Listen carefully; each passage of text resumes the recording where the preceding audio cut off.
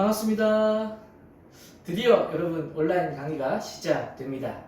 이제 말씀드린 대로 8주간 과정이 진행될 겁니다.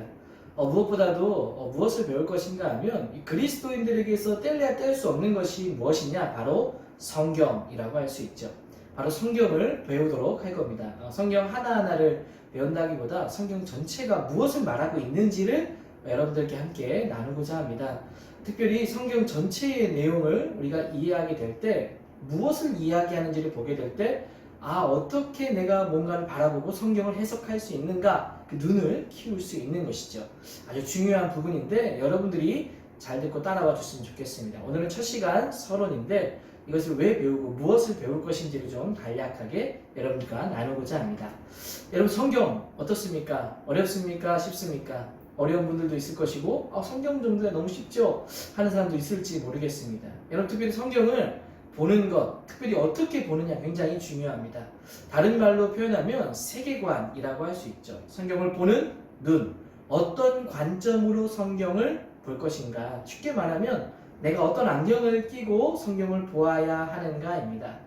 예를 들면 여러분, 선글라스를 끼면 모든 게 다 까맣게 보이는 것처럼 내가 바르게 된 안경을 끼지 않고 성경을 읽는다면 바른 해석이 나올 수가 없어요. 자기 중심적 해석 옳지 않죠.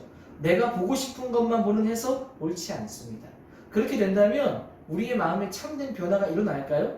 하나님 말씀은 능력이 있어서 우리를 변화시키는데 그 능력이 바르게 이해될 때 우리의 마음 가운데 변화가 일어나게 되는 것이죠. 그래서 어떤 안경을 끼고 성경을 볼 것인가, 그런 것들을 우리가 함께 좀 살펴보려고 합니다. 자, 그렇다면 바르게 성경을 읽으려고 하면 여러분 어떻게 해야 할까요? 바로 성경의 큰 그림이 무엇인지를 이해하는 겁니다. 성경의 큰 그림, 그러니까 성경의 전체가 무엇을 말하고 있는가, 이것을 볼 때 그 안에 있는 세세한 내용을 이해할 수 있는 거죠. 예를 들면 여러분, 우리가 하나님께 기도했던 내용들 성경에 보면 기도했더니 하나님께서 뜻을 돌이키는 장면들이 나옵니다. 히스기야 때도 마찬가지겠죠.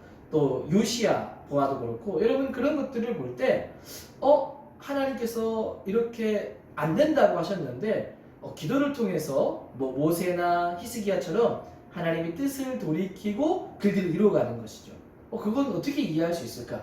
성경의 큰 그림, 하나님께서 이루어가는 그 구원의 모든 큰 그림 안에서 일어나는 세세한 일들은 하나님께서 기도를 통해 역동적으로 변화가 가능하다는 것을 여러분 보여주고 있는 겁니다. 바로 이런 큰 그림을 통해서 볼 때 우리가 하나하나를 이해할 수 있다는 거죠. 어떤 사람을 여러분 이해할 때도 마찬가지입니다. 어떤 한 사람이 어떤 행동을 했을 때 저 사람의 행동이 이해가 되지 않고 어떻게 저럴 수가 있지? 라고 하는데 알고 봤더니 그 사람이 다른 사연이 있고 여러 가지 이유들이 있어서 그런 행동을 하게 된 거죠. 그러니까 그 한 사람에 대해서 온전한 이해가 있을 때 그 사람의 행동도 바르게 해석될 수 있다라는 겁니다. 마찬가지로 성경도 큰 그림이 뭔지를 볼 때 바르게 해석할 수 있다는 겁니다. 바로 전체 큰 그림이 되어 보여야 한다는 것이죠. 그래서 여러분, 성경은 어떻게 되어져 있냐? 특별히 성경은 큰 이야기, 큰 그림으로 되어져 있습니다.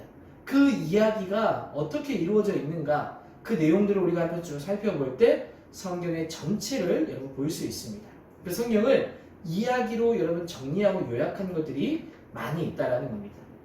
예를 들면 이런 거죠. 창세기 이야기, 여러분 어떻습니까? 족장들의 역사를 다루고 있습니다. 그리고 출애굽기 어떻습니까? 이 출애굽, 이 모세를 통해서 애굽을 탈출한 것이 그냥 그렇게 됐다라고 말하는 것이 아니라 이야기로 꾸며져 있다는 거예요. 바로 민수기 이야기 어떻습니까? 출애굽했는데 가나안에 들어가야 하는데 그들이 어떻게 합니까? 하나님께서 주신 그 땅을 바라보고 오히려 하나님 우리를 죽이려고 한다라고 하면서 부정하고 불신하기 시작하게 되어지죠. 12정탐권 보냈을 때 광야에서 방황하는 것, 그것을 하나의 이야기로. 또 여러분 어떻습니까? 이제 드디어 약속의 땅에 들어갔는데 어떻게 됩니까? 왕이 없으므로 자기의 소견대로 행하는 사사기의 이야기. 그리고 이제 우리에게 왕을 세워주세요, 왕을 세워주세요. 사무엘의 이야기. 그리고 사무엘 이후부터 사울왕, 다윗왕, 솔로몬이 세워지고 나라가 분열되고 그 왕들이 누가 되어졌는가? 바로 북이스라엘과 남유다에 대한 이야기, 바로 열왕들의 이야기이죠. 그리고 결국 나라가 망하게 되었고 포로로 잡혀가고 결국 어떻게 됩니까? 에스라와 수르바벨과 느헤미야 같은 자를 통해서 다시 돌아와 성전을 재건하고 성벽을 재건하는 회복의 이야기. 그리고 이제 드디어 약속하신 예수님께서 오시는 탄생, 그리고 예수님의 사역, 그리고 예수님의 십자가의 죽음, 예수님의 부활, 그리고 예수님의 승천.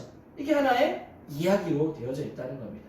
그리고 예수님의 제자들을 통해서 복음이 전달되고 또 바울을 통해서 복음이 전달되는 이야기. 여러분 다 어떻게 되어져 있습니까? 이야기의 형식으로 이루어져 있다는 겁니다. 구약 성경뿐만 아니라 성경 전체가 다 사실 이야기로 다 기록되어져 있다는 것이죠. 바로 이런 성경의 거대한 이야기를 우리가 살펴보는 겁니다. 특별히 우리는 이제 무엇을 보는가 하면 구약을 먼저 볼 겁니다. 신약도 있지만 구약을 먼저 살펴보는데 구약의 이야기, 이 거대한 이야기가 무엇인가? 특별히 여러분 구약 그 다음 신약이지 않습니까? 순서상 구약이 먼저라는 것이죠. 즉 구약은 이 세상이 어떻게 시작되었는가를 말해줍니다. 만약 여러분 시작을 모른다면, 구약을 모른다면 어떻게 되었을까요? 여러분 더욱더 놀라운 것은 신약 시대에도 여러분 그들이 예수님의 첫 제자들이 초대교회를 시작할 때 복음을 증거하지 않습니까? 여러분 그때 그들이 전했던 복음은 어떤 것이었을까요? 그 당시 여러분 바울의 서신이 우리가 보고 있는 그 서신서가 쓰여지기도 전입니다. 그리고 여러분 예수님의 행적을 담은 사복음서 마태, 마가, 누가, 요한, 그 중에 마가복음이 가장 먼저 쓰여져 있다고 알려져 오고 있는데 마가복음도 쓰여지기 전이라면 도대체 무엇을 가지고 여러분 복음을 전했겠습니까? 바로 구약 성경만 가지고 전했다는 거예요. 그러니까 구약만 가지고도 성경의 전체를 볼 수 있다는 겁니다. 그래서 우리는 이제 구약을 7문장으로 나누어서 구약 전체를 보고 그 전체를 통해서 성경 전체를 꿰뚫을 수 있는 그 내용을 살펴보려고 합니다. 그래서 지금 보시고 있는 이 책 7문장으로 보는 구약과 신약, 그 중에 구약 핵심 문장 7문장씩을 뽑아서 여러분 구약의 전체를 함께 보고자 합니다. 나중에 이후에 또 기회가 된다면 신약까지 해가지고 아마도 신약도 서론 포함 8주니까 16주 과정을 거치면 성경이 이런 것이구나, 이런 큰 그림을 가지고 기록되었고 이런 이야기를 담고 있구나 하게 될 것입니다. 자, 그래서 여러분 이제 앞으로 진행될 7문장 성경 말씀 구절을 하나씩 꼽아가지고 그 문장만 가지고도 구약 전체를 볼 수 있는 큰 시각을 가져보려고 합니다. 첫 번째는 창조에 대한 이야기죠. 창세기 1장부터 11장 내용을 주로 다루는데 이 부분은 죄가 어떻게 시작되었고 과연 인류가 이대로 망하고 없어지고 말 것인가? 하나님은 아무것도 하지 않으시나? 라고 하는 의문을 제기하는 부분이 될 수 있겠죠. 창세기 1장 1절의 핵심 문장인데 태초에 하나님이 천지를 창조하신다.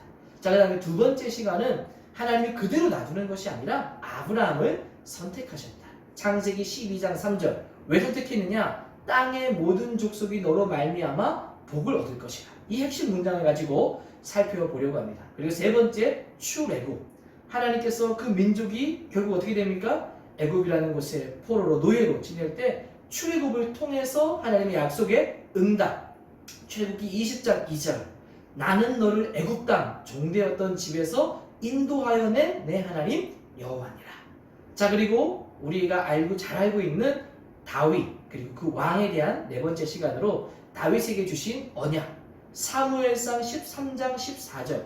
여호와께서 그의 마음에 맞는 사람을 구하여 여호와께서 그를 위해 백성의 지도자로 삼으셨느니라. 바로 이 다윗에 대한 언약 이야기를 함께 볼 겁니다. 그리고 다섯 번째, 예언서.